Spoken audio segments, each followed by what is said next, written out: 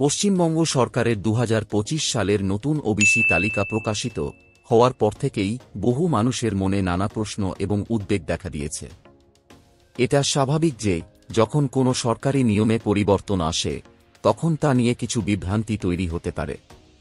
এই নতুন ওবিসি তালিকা অনুযায়ী রাজ্যের বহু ওবিসি সার্টিফিকেট হোল্ডারের ক্যাটেগরি এ থেকে বি অথবা বি থেকে এতে পরিবর্তিত হয়েছে। এর ফলে অনেকে বুঝতে পারছেন না যে তাদের পুরনো সার্টিফিকেটের কি হবে। এটি কি বাতিল হয়ে যাবে নাকি নতুন করে সার্টিফিকেট ইস্যু করতে হবে? এই পরিস্থিতিতে সবচেয়ে গুরুত্বপূর্ণ হল সঠিক তথ্য জানা এবং সেই অনুযায়ী পদক্ষেপ নেওয়া। আপনার হাতে থাকা সার্টিফিকেটটি এখনও বৈধ, তবে এর ক্যাটাগরি পরিবর্তনের কারণে এটি ভবিষ্যতে বিভিন্ন সরকারি সুযোগ সুবিধা পেতে সমস্যা তৈরি করতে পারে। তাই সময় থাকতে এটি রিভ্যালিডেশন বা রি-ইস্যু করা জরুরি। এই ভিডিওতে এটাই দেখাবো যে ওবিসি সার্টিফিকেট রিভ্যালিডেশন বা রি-ইস্যু করার জন্য কিভাবে অনলাইন আবেদন করবেন এবং কি কি ডকুমেন্টস লাগবে। স্টেপ বাই স্টেপ সমস্ত কিছু দেখাবো, তাই ভিডিওটি শুরু থেকে শেষ পর্যন্ত দেখবেন। তবে চলুন ভিডিওটি শুরু করা যাক। প্রথমে গুগল ওপেন করে টাইপ করবেন কাস্ট সার্টিফিকেট, তারপর সার্চ করবেন। সার্চ রেজাল্টের প্রথমেই পশ্চিমবঙ্গ সরকারের কাস্ট সার্টিফিকেট পোর্টালের লিঙ্ক শো হবে। জাস্ট এই লিঙ্কে ক্লিক করবেন। লিঙ্কে ক্লিক করার সঙ্গে সঙ্গে পশ্চিমবঙ্গ সরকারের অফিসিয়াল পোর্টাল ওপেন হয়ে যাবে। অথবা পোর্টালের লিঙ্ক ভিডিও ডিসক্রিপশনে দেওয়া আছে, লিঙ্কে ক্লিক করে ডাইরেক্ট এই পোর্টালে আসতে পারবেন।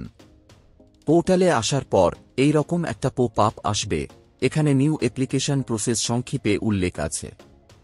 জাস্ট এই লিস্ট অপশনে ক্লিক করবেন। ক্লিক করার সঙ্গে সঙ্গে একটা পিডিএফ ওপেন হয়ে যাবে।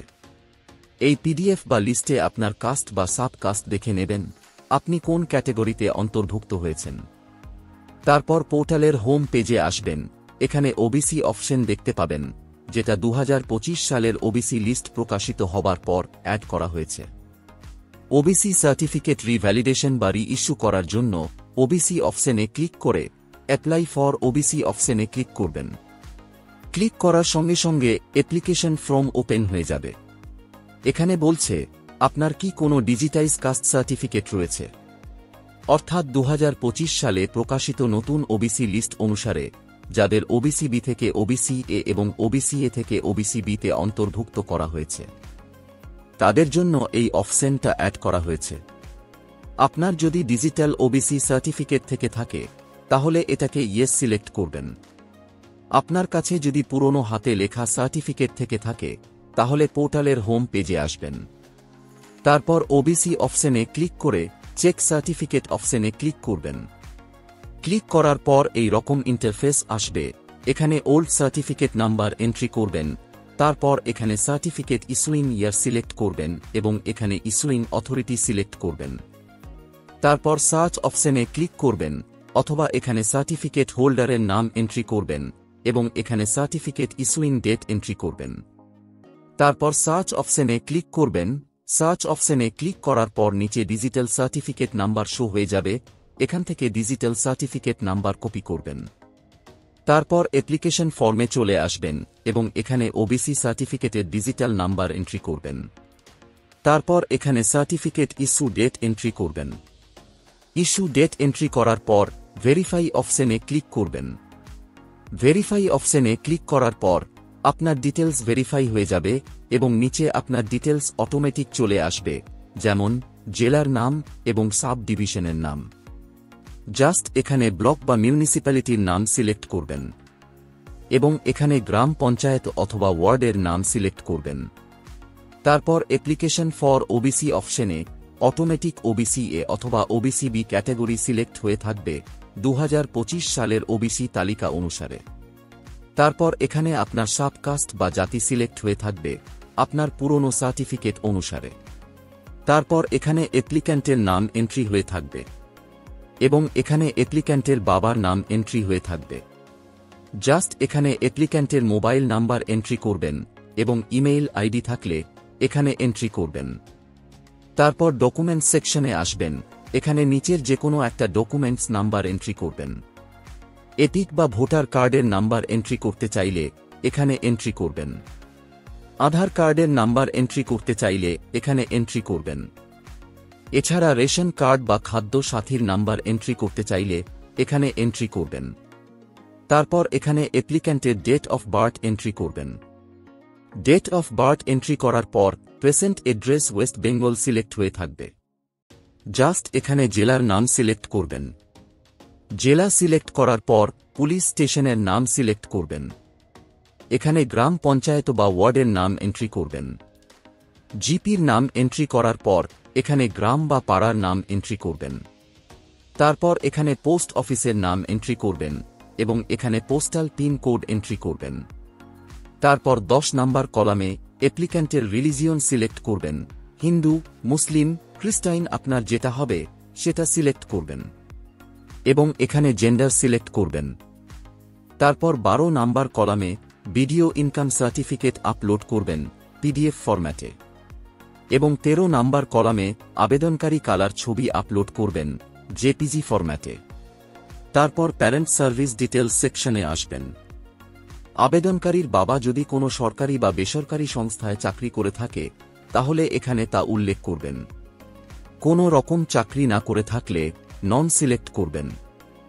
একইভাবে আবেদনকারীর মা যদি কোনো সরকারি বা বেসরকারি সংস্থায় চাকরি করে থাকে তাহলে এখানে তা উল্লেখ করবেন।